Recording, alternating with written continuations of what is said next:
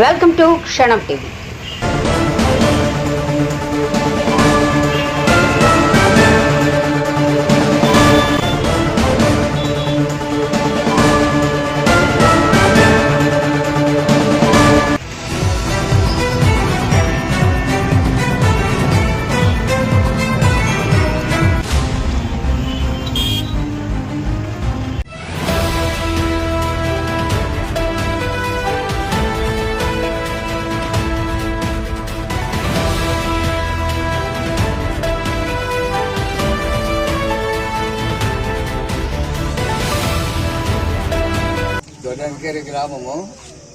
దొడంకేరి గ్రామంలోన sump నిర్మించుకోవడం అయింది.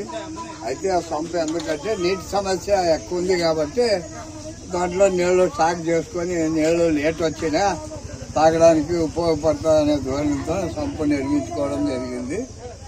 అది నీటికి కడవ ఏమో నింపుకొని తల్లి అది ఇంకోటి అట్టలాక్కు ఉంది, ఒకటి దుమ్మబోనట్లు ముచ్చేది, అది ముచ్చినారు. అది ముచ్చడం వల్ల పిల్లోడు ఆదిక్కింట్లో నుంచి ఇదిక్కొచ్చి ఇట్లా అనేటోడు జరిగేది. జరిగినప్పుడు అది అట్లే లోపలికి పడిపోయి చనిపోవడం జరిగింది.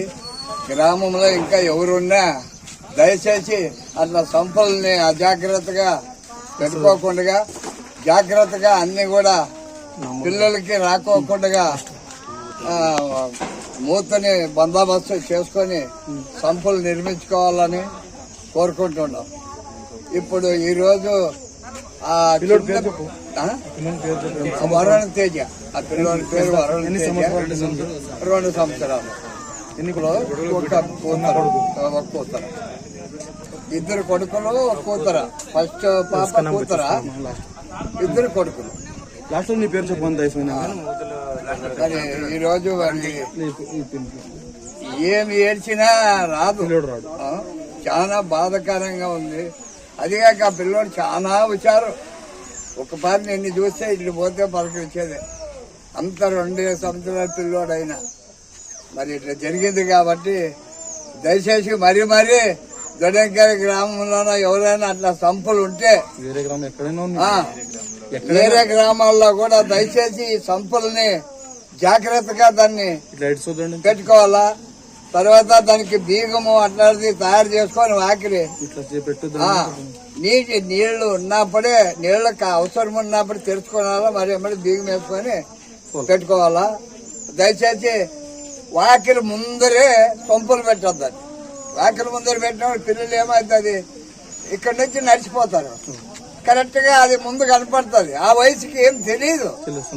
దాన్ని ఇట్లా అంటే గట్టుకుపోతుంది. ఏదైనా అర్ధరాటం ముచ్చితే ఇంకా దాంట్లో పడి చనిపోయే ప్రమాదం ఉంది. ఇప్పుడు జరిగింది.